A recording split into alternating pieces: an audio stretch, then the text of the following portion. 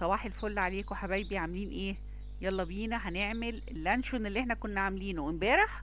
هنعمله النهارده بالبيض. ده لانشون الفراخ، الفرخه الكامله اللي انا عملتها وفضيتها في ازازه، وطلعت تحفه تحفه. النهارده الصبح انا قمت عملت شويه بيض كده. يا دوب البيض اول ما دخل في السوا قطعت اللانشون وحطيته عليه، وفطرنا النهارده فطار. بصي بوريكي اللانشون تاني يوم كان بقى مسك نفسه جميل ازاي. هقطع حتت بقى كده واحطه جميل جدا جدا.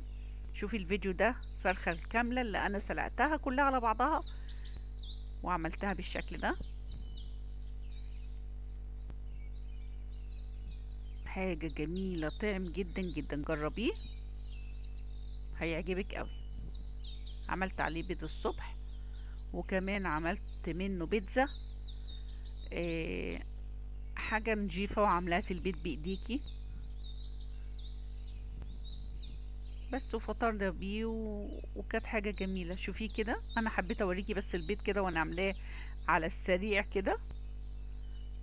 ربنا يحسن ما بين ايديكم جميعا يا رب.